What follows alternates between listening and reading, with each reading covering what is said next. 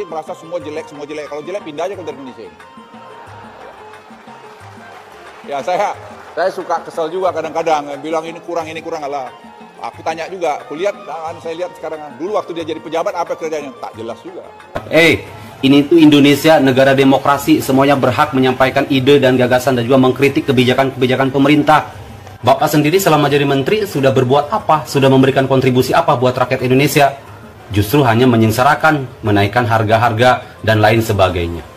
Padahal kemarin Bapak lama di Singapura, kirain setelah sembuh dari Singapura. Kritik, tidak mau dikritik, jangan jadi penguasa. Tidak mau dikritik, jangan jadi presiden. Tidak mau dikritik, jangan jadi menteri. Tidak mau dikritik, malah berebut-rebut kursi menteri dengan segala daya dan upaya.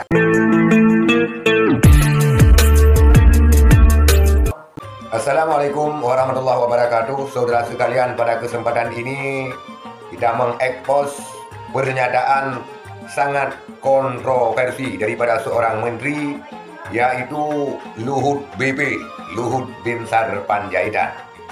Di mana dulu Luhut ini pernah sakit sekarat di Malaysia dan sekarang sudah sembuh dan bekerja kembali.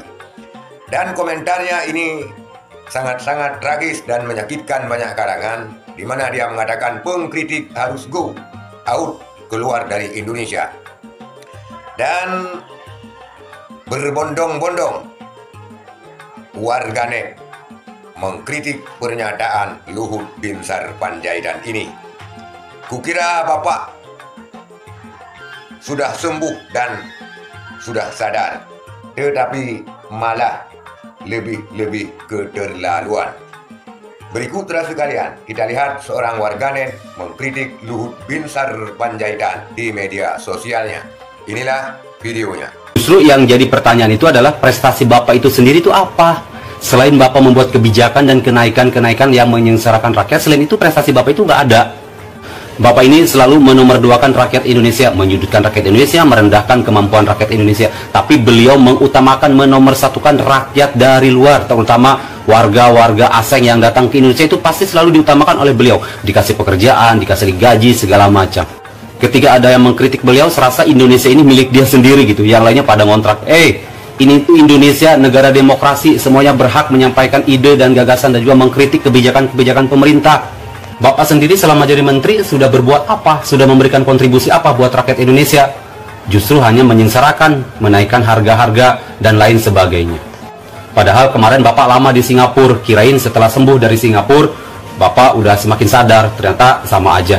Kenapa sih orang-orang seperti ini tuh lama dipanggilnya? Salam akal sehat.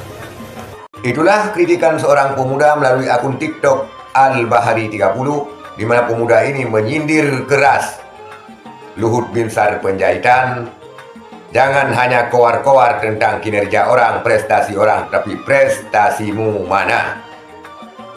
Bahkan lebih lanjut, pemuda ini mengatakan, kukira Luhut ini sudah sembuh, berobat di Singapura, tetapi malah lebih parah. Begitu kesimpulannya. Itulah saudara sekalian pernyataan daripada Luhut Binsar Panjaitan, di mana Luhut ini sangat alergi terhadap kritikan terhadap pemerintah, di mana dia tidak mengetahui bahwa negara ini adalah negara demokrasi dan negara ini adalah milik daripada seluruh rakyat Indonesia, bukan hanya milik dari opung Luhut saja.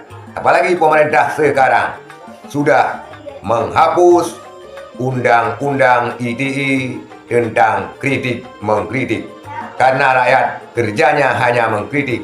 Tidak mau dikritik, jangan jadi penguasa. Tidak mau dikritik, jangan jadi presiden. Tidak mau dikritik, jangan jadi menteri. Tidak mau dikritik, malah berebut-rebut kursi menteri dengan segala daya dan upaya. Itulah kondisi daripada negara Republik Indonesia yang dikenal dengan negara demokrasi sekarang ini. Sekian saudara sekalian, terima kasih. Assalamualaikum warahmatullahi wabarakatuh.